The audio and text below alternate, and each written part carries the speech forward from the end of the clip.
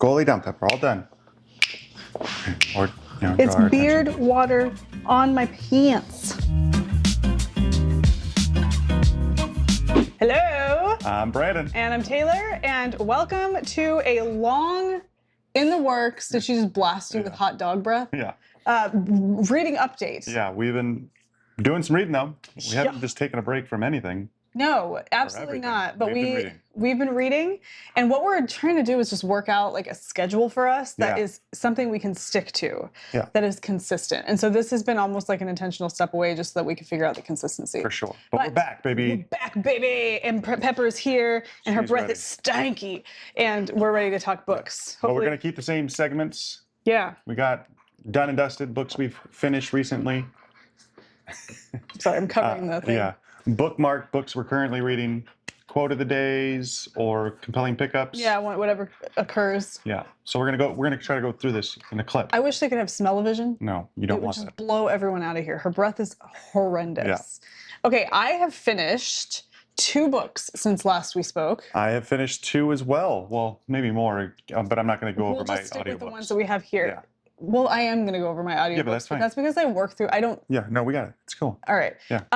Let's go ahead and start with Last month's last month's book club book. Patreon book club. For Patreon. So all of our book club stuff is living over on Patreon right now. If you want to get involved Go check in out some there. really awesome book club activity, check out the Patreon. It's amazing. Banging. You know what I want to do? Can you go grab those bookmarks and stickers Yeah, that Blake sent? sure. Later on at the end of this episode, we have a little treat that we're going to share.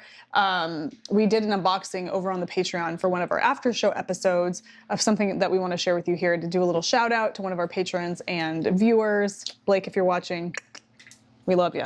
Okay, I'm going to begin. And the book that we're going to start with here today is last month's book club book for Good Books Lately. We were focusing on mythological retellings.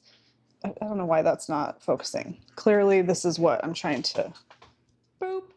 And we wanted to shy, it's okay, you're handsome. We wanted to shy away from Greek and Roman. Yeah, we wanted to get something different, mix it up. Different, right? Because I feel like they're so, what is that, ubiquitous when Yeah. it comes to like mythological retellings. They're the ones you go to, it seems like. So what we did is we went to, if you're not going to do Greek and Roman, the other one you typically land on, it seems to be the Norse Right. mythology. And that is The Witch's Heart by Genevieve Gornichek. This is a story of Angrboda Yeah, and Loki. and Loki. Yeah. Angrboda is a witch giantess that is, one of the giants that Yeah. lives in the Niflheim. Ironwood. The Ironwood. It's a story of Angrboda. I would highly recommend Neil Gaiman's Norse mythology. Yeah, for a little kind of like help with like characters and stuff. That one's a beef. What was that? What? It looked like a bee flew at your face. Oh, it was probably a fly. That use one I that to enjoyed. help as like a resource. Yeah. Really good story though. But this is just her focus on her, Yeah. which Did you like it? I liked it. Yeah, I really enjoyed it. I did too. I found really it liked it. like the way the story was told, very easy to follow. Sure. It wasn't so caught up with like the world building. It was more like you've mentioned, kind of like an oral retelling, but in book form. Yes. And so it was very kind of like just easy to follow in my mind. Maybe that's because I have some familiarity with the topics, but I didn't get bogged down with like, where are they? What is all like, I kind of just let it happen. Yeah, I guess like don't go into this expecting massive world building like a fantasy novel or anything like that. I mean, it's very or a deep dive into like the Norse mythology. No, Norse. you're not going to necessarily there's no deep dive into Norse mythology. There is kind of this, I guess, author's assumption that maybe you have some background knowledge in the mythology if you're reading this, because she alludes to various different aspects of that folklore in a way that would suggest you might know about it already. That's why I kind of think Neil Gaiman's Norse mythology, which is an excellent listen, would be great going into this. For sure. I don't know if she was even mentioned, but I mean, Loki and all of his stuff that he gets up to. But she is considered the Iron Witch. She's a witch. She is tormented by the gods of Asgard and sent to kind of like, she's burned and she's like killed in various different ways. And then her heart is ripped out of her. She escapes and she goes to live in a cave in the Ironwood. and Loki is the first individual that she encounters at this point, and he returns her heart to her, and then they fall in love. And so it's like that. So you get started with the heart, right, and you end with it. And you end with the heart. It does. It's very neatly and tidily wrapped up. I loved the writing. There were some parts though where I felt, especially after a book club conversation, we had a great in retrospect, where I felt like maybe the writing kind of fell through for me, pulled me out just a little bit, maybe lagged a little bit. But overall, my first impressions after reading this and throughout, it was a 4-star read for me. Like, it was solid. Yeah. I even think I might have said 4.5 stars. Yeah, I think I was 4.5, 5. I think I gave it 5. Yeah, actually. I mean, I thoroughly enjoyed it. Yeah, I really liked it. We mentioned this, but it was very much like a kind of a story of a mother, story of a wife. It's, you know, it wasn't like necessarily like she was the strong feminist character. She was just a very strong female character. Yeah, keep going with that. As well as other characters in the story. These are the notes from the book club meet. And one of the things that we were talking about was that one of the questions was, were Angrboda's choices acts of sacrifice, rebellion, or survival? Yeah. And I just wanted to remember that. And we kind of talked about that. It's a story of survival first, rebellion second, and sacrifice third, and then all underpinned as like a mother and a wife. And it's very, I don't know, it's heart-wrenching for some. Yeah. It was great. Yeah. Yeah. So anyway, I wanted to remember That's fine. that. So yeah, The Witch's Heart. Great. 4.5. Yeah, 5 stars. Yeah, 4.5, 5 stars. It was great. Good. Yeah, All right. fun story. Cool. You want to go to the next one? Yeah, I'll go to my next. I don't know where I'm putting that. My next completion. I just recently finished this a couple days ago. That's the Black Tongue Thief by Christopher Buehlman. He's the guy who wrote Between Two Fires as well. This is a two-story duology so far, but this is the first one. The other one's the prequel that came out second. But this book is a kind of a grim, dark fantasy, I think you kind of classify it in. What is Grimdark? I think it's where it's like kind of like morally gray characters, and it's not like high fantasy, right? Right. I think you're it's right. more. It's not like the Lord of the Rings. It's not like Game of Thrones. It's maybe a little bit more Game of Thronesy, but this is even more like approachable, I would say, when it comes to fantasy. I've heard people kind of compare it to like Joe Abercrombie's books, or what was the other one?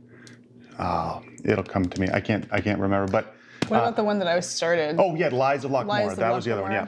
So what you get here is a story of a thief who's known as the Black Tongue Thief because his tongue's black, but he is having to pay off a debt to his guild, which is the Guild of Thieves or whatever they're called.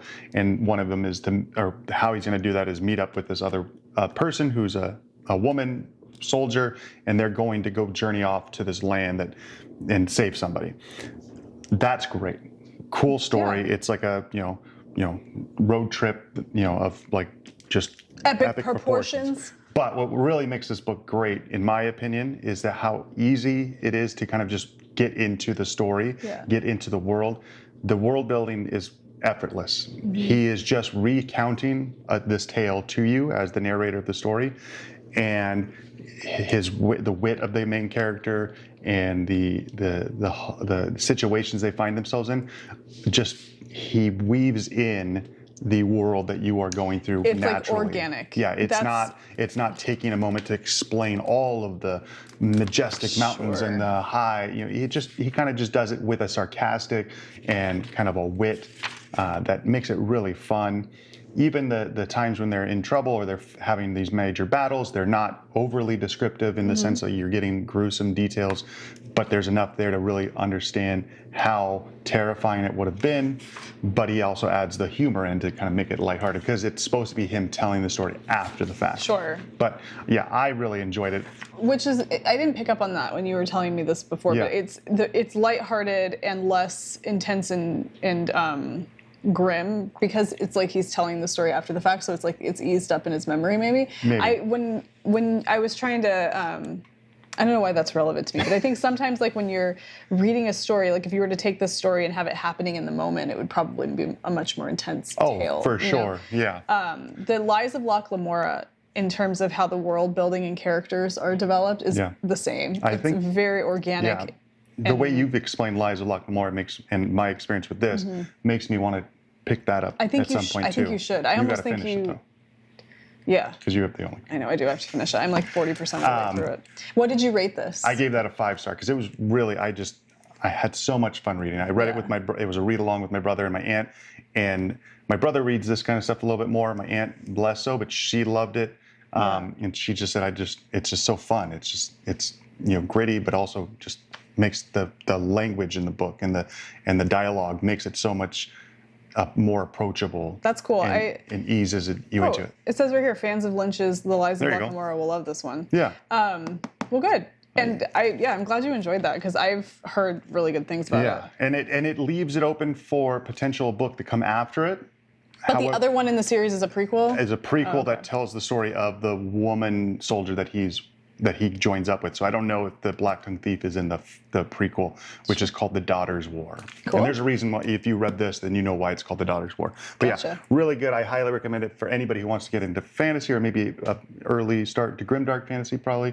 I thought it was approachable. I think that's a good way to put it, an early, like a start into the grimdark genre without it being too grim or too dark. Maybe, yeah. It's like Grimdark Light. I don't have much experience. Not that I'm like a big No, but I fantasy think reader, like but in I think things that you've was watched, easily, even like in media that you've watched, you understand. Yeah. Like I would even say The Witcher is like a grimdark fantasy in a way. Yeah. Cool. All right. My next one, I'll take that, please. All right. Yeah. I have finished Something Wicked This Way Comes by Ray Bradbury. Can you come in? Oh, but you listened to this? Yes, I listened to this, and I started it. You started 2 weeks ago. Yeah, before the end of September. Right. Because this is October's. This is October's book club book for Good Books Lately, and I wanted to be prepared. I started this book and kind of moved my way through this book under one impression. Yeah. And then it changed and evolved. I almost didn't finish it. Yeah, you texted me. She texted me. You were like almost 80% of the way through. I was like, I don't know if I'm going to finish this. I don't think I can finish this. It's just not hitting. I'm like, you're almost done. Just see it through. Because it is the book club book and you're setting the pace guide. Just see. And then you were like, I'm just going to finish it. And then at that point, something happened, I think, with what was going on. What happened. And it shifted. Anytime I get to this point, this is why you should always, persevere. At the point where you think you're going to DNF a book, give it like one more chapter. Yeah. Unless it's like something where you just cannot. Well, yeah, I mean, like you'll know if it's like words, bad. But that's usually 20% of the way. But that's usually like a quality thing. If what you're reading just reads like bad writing or just it's bad and you just don't like it, that's a whole different thing. This was never at any point bad, and I'll explain more of that. But I wanted to look back on my like the different posts that I made about journal? This. Yeah, like my journey. Because I had made some just a couple of remarks as I was reading. So the first one. Oh, did I only make one remark? Oh, I did. Yeah, I guess I did. It was about 71% of the way through, and I go, ugh, I just don't enjoy this anymore. I feel like I'm just sort of repeatedly running myself into a padded wall. Yeah. And I'm not, that's not a lie. Like that wasn't even an exaggeration. There are points in this book where you're not enjoying yourself. Right. And that is by design, I have realized. Okay. And like, okay, so if you go into this book thinking that you're getting a creepy circus book with like circus oddities that are creepy and right. Like that's not what you're getting with this book. Yes, there is a carnival and creepy carnival characters, but that's not what's creepy about this book. It's creepy because it causes you to grapple with really uncomfortable kind of thoughts and crisis. Like you feel like you're going through a midlife crisis. You self-reflect. And if you are of an age, like I'm 41, and I feel like I don't feel like I'm going through a midlife crisis, but it does cause you to reflect in a way that is much more intense than if you were to have read this in high school. So for those of you that have read this in high school and have an interest in Bradbury or this book, I would encourage you to read it again and see how it lands with you at this stage in your life, wherever you are. Because it really did affect me in that way. It made me feel, there was times where I was uncomfortable and I was like, I don't really want to think about these kinds of things. I know you were coming to me sometimes like, I don't like these thoughts. I don't like these thoughts. I don't want to think about these. It's intense. And I dyed a whole collection of yarn based on this. And in my newsletter, I kind of lay out my thoughts on this. And you can read my review over on Goodreads. I really liked my review.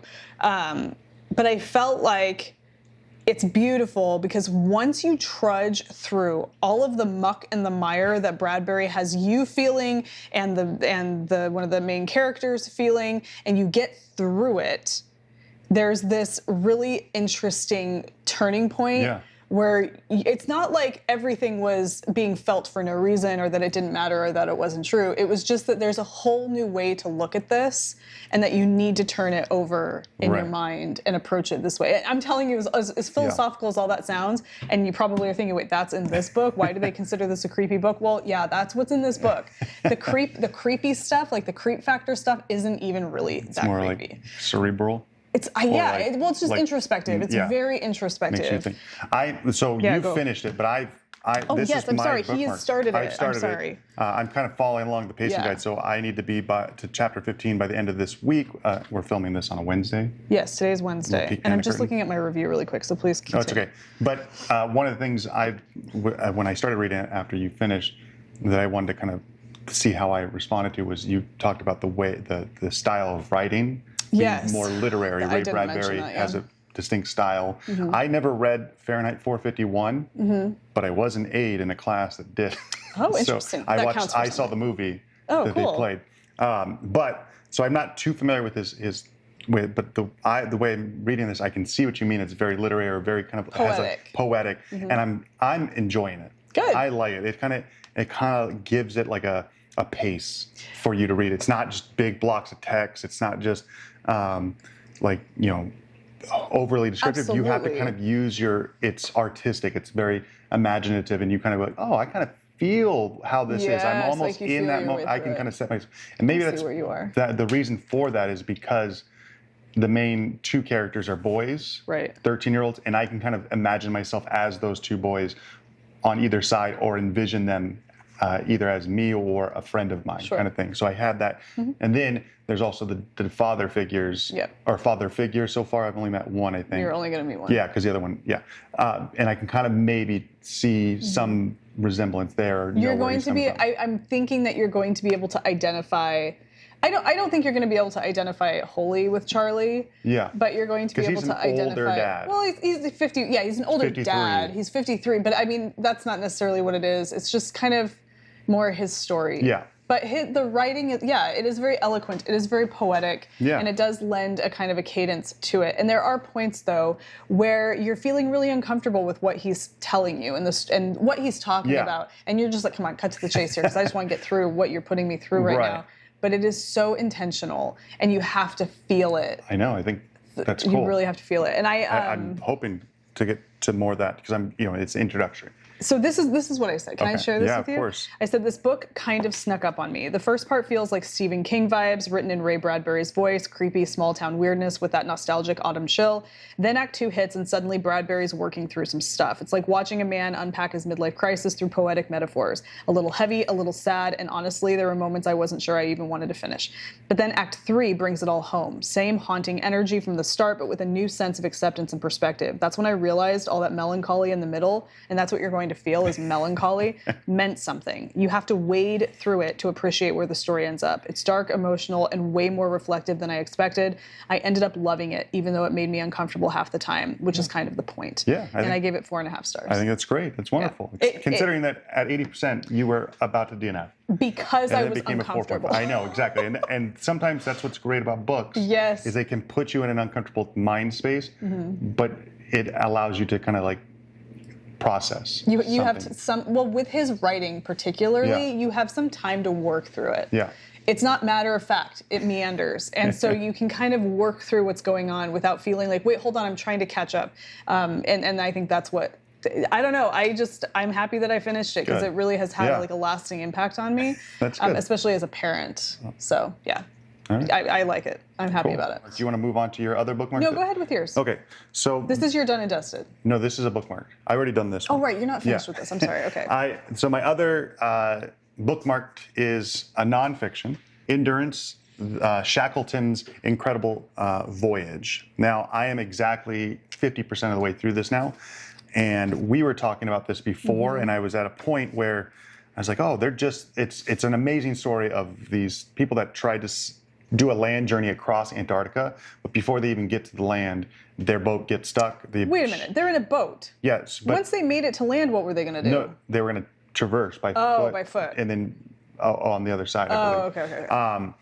Because there was going to be a resupply on that side. I didn't know if they were like under the impression that you could just sail all the way across. No. Okay. But anyway, but before they can even get to their destination in Antarctica, their boat gets stuck. The Endurance gets stuck in an ice floe, and they have to like live on this ice floe for a while. Mm-hmm. Now, the book itself, it's written as a recounting of these different journals that all the men on this ship kept. And the author, Alfred Lansing, is kind of putting it all together and creating this kind of narrative story.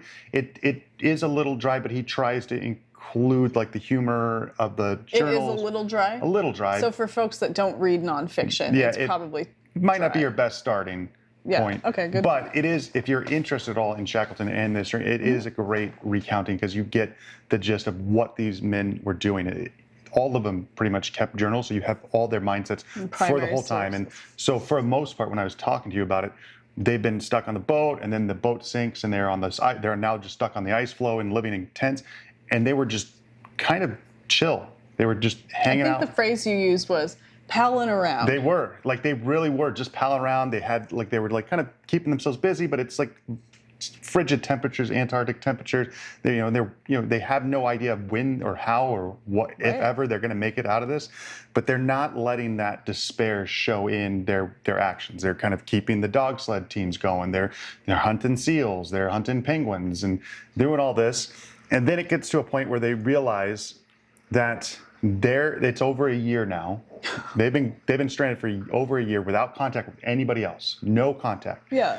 And they're starting to think, okay, are we ever going to go? And so you start to get hints of despair, and then things start happening, start moving, the ice flow starts going, and when you say starts going, it's moving, it's crushing the boat. Because the current of the ocean, the wind is kind of guiding it. It's kind of in this. Yeah. That's why the ice there kind of just gets rotated around. There's icebergs crushing into things, and they're starting to question some of Shackleton's decision making when it comes to food. But then things happen, and they got a resupply of food. Like they meet a seal leopard.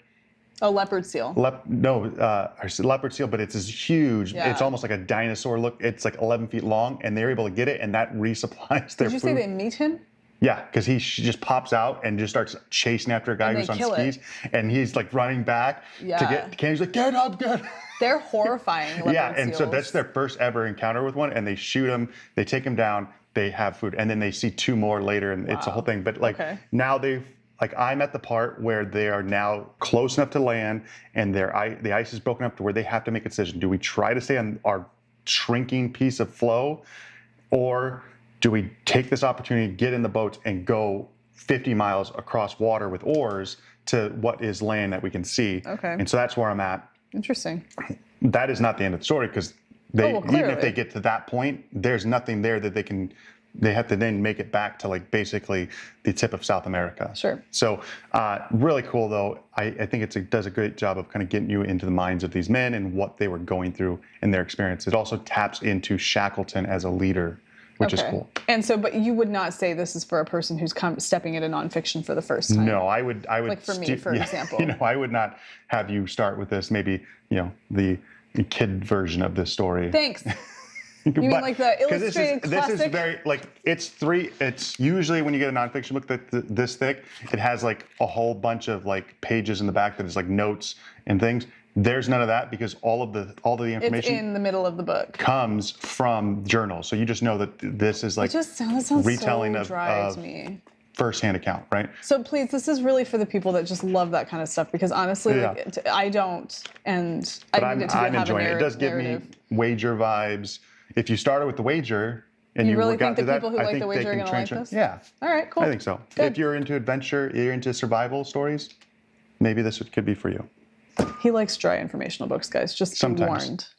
All right, my turn. My next bookmarked is a classic Stephen King, and that is Cujo. And I'm listening to this, folks, because I have another actual physical eyeballs book that I'm going to be reading here in a little bit, and this is just kind of, I'm trying to keep my... Is that the dishwasher? Yeah. It's never made that noise before. Off. It's going to fly away. Anyway, so I started Stephen King's Cujo. Yeah. And I am now 36% of the way through it. And when I read The Shining, I remember thinking like, wow, there's a lot of upfront information that's happening before you even get to anything that's remotely spooky. Yeah. And if you're, and that could become kind of bothersome, like maybe bog down the experience a little bit. But if you've read a couple of Stephen King books, you kind of just know, okay, it's all right, wait it out, because it makes the impact later more impactful. I'm assuming if it's anything like Salem's Lot and The Shining, which are, well, the two you've read. Two that I've read that are similar to this. So it definitely is a book that doesn't hold back on crude language, crude descriptions of crude things. There's adultery in this. There's just, domestic abuse, that kind of stuff. But I mean, like, I'm not saying that as like a trigger. I'm not giving you that as a trigger warning. I'm saying that that's what Stephen King does. Yeah. He likes to take small town America, particularly in the Northeast, really drives and it he into just the grit. really likes to like gouge out its eyeballs and like peel back like the curtains of like people's like darkest secrets. Yes, and that's happening here, okay? In ways that are really unsettling, and you just are like irritated with these people, and that's where you go, and that's kind of what's happening. And as those things are being unfolded in the beginning of the story, Cujo, the dog, who's a giant Saint Bernard, chases a rabbit into a cave, gets bitten by a bat, and develops this. I'm not spoiling anything for anybody, but he develops rabies. But the process of that happening takes up until this point where I'm at in the book, which is 38%, for anything really to take off. Yeah. And when it does, it's really interesting because you realize Stephen King has been weaving all of these stories about all of these people to make sure that when the shit hits the fan, everybody is where they need to be for really optimal coverage. Yes. And it's like, okay, now I understand why this person's here. Yeah. Now I understand this. And then it really kind of is starting to, it's starting to show its teeth. Cool. The blood has already started to flow. Pun intended. Yeah. Yeah, that's great. The reason you're reading it is because you and your I brought this up in our last book about spooky books for the month. But yeah, then it was my choice for my read along with my brother and my aunt, and I chose this one. My aunt is super nervous about it because she has 3 dogs. She's like, I don't know if I'm gonna feel good about this. You guys got to remind me this is not real. Well, not only it's well, the thing about it though that's really spooky is that it could happen. Well, dogs with rabies, giant dogs like Saint Bernards with rabies. Yeah, of course they could do what Cujo does. Maybe not quite to this grisly extent.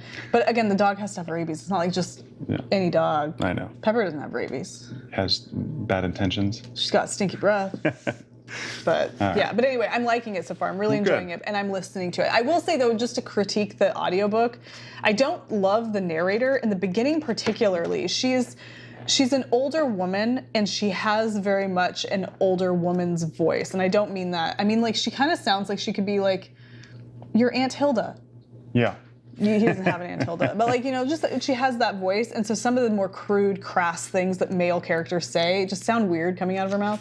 But now that I've made it through, I'm kind of, like, comforted by her voice a little bit. I don't know. Yeah. So anyway, I'm enjoying it. Cool. Okay, you want to go to quote a day or? Yeah. Or compelling pickups? No, let's do quote a day. Okay. I'm just going to look in here. Oh, you know what? Might have one in there. Yeah. All right. I got one from the Endurance, and I think this one, this quote, I think sums up the mentality of the men. Yeah. After even they've been stuck on the ice, for over a year now, or close to a year, and kind of just lets you know kind of what their mentality is. Let me see, where was it? Okay, yeah. So it's one of the men, he's writing in his journal and he's kind of reflecting on their situation. And this is what he says. Really, this sort of life has its attractions, Macklin wrote. I read somewhere that all a man needs to be happy is a full stomach and warmth. And I begin to think it is nearly true. No worries, no trains, no letters to answer, no collars to wear. But I wonder which of us would not jump at a chance to change it all tomorrow.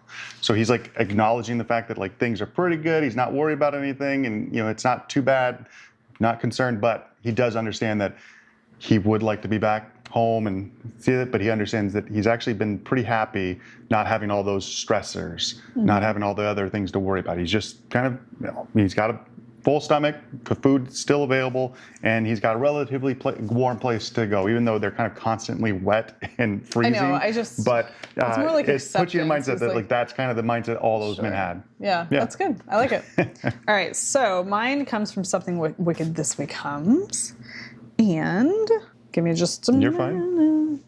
All right, this one's interesting. It says, it's a long one. Okay. It says, oh God, midnight's not bad. You wake and you go back to sleep. 1 or 2's not bad. You toss but sleep again. 5 or 6 in the morning, there's hope, for dawn's just under the horizon. But 3, now Christ, 3 a.m.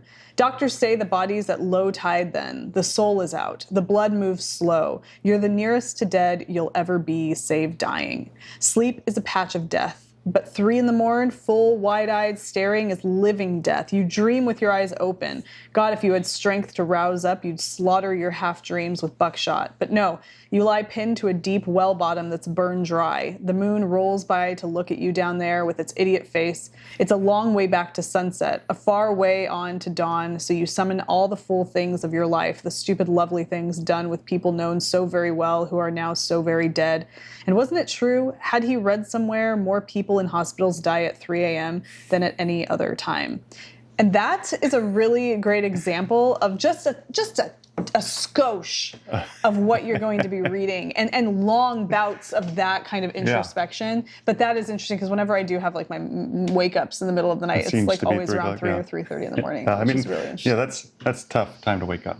Yeah, it's really bad. It's not great. All right, I want to share this. Yeah, let's do this. Okay, so we have one of our patrons and viewers, Blake. He is the owner of Black Sheep Studio that you can find at followthatsheep.com, and it's a graphic design studio. He says here... He does prints. Yes. But also makes stickers and other things. But yes, he has a little shop that you can check out, and we'll link to all of this down below. But he sent us... a little care package. Yeah, a little care package with some bookmarks and stickers. And here, I'll let you show some of the stickers. Okay.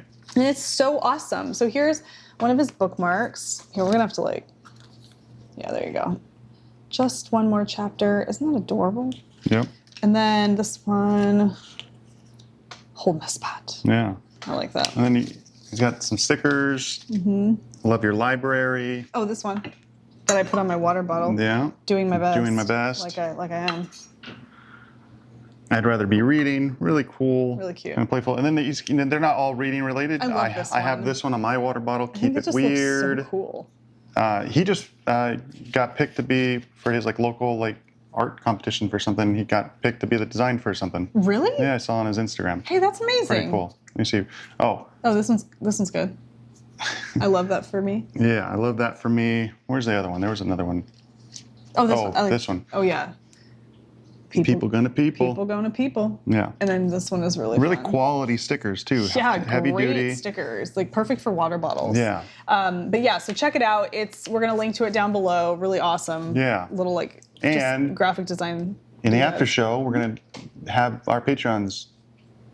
Yes, we're going to give some of these away. To the Patreons. To the Patreons. Yeah. To the Patreons. So we'll talk check about out the that. after show. We gab a little bit more after the show, in the after show. And a couple of things we're going to do is give some of these away. And we had fun. This was great. Yeah. If you're reading any of the books that we're reading, or if you've read any of these or want to. You want to join in with Something Wicked This Way Comes. And also, just so you know how the book club works. Sorry, I just snagged your finger. We do 2 live Google Meets, kind of that's like what the setting is, per month, where we hang out and we talk about the book that we're reading. And it's organized, it's structured, we have various different things we talk about. But you can come and just listen. You don't necessarily have to be reading the book, and you don't have to stress. It's just fun, and it keeps it organized and a good flow. But then we are going to be incorporating some regular lives where it's just us streaming some fun things, and then we have additional content that goes up on the Patreon as well, for like after shows and various different book reviews or weekly recaps of what we're reading in the book club. So it's just a fun place to go if you want to get involved in some bookish nonsense. But it's not nonsense. It's great. Yeah, it's good. It's good. But give this a like. Yeah, like, comment, subscribe, do all of the things. Yeah. And we love you. Yeah, and we'll see you in the next one. Bye. Bye.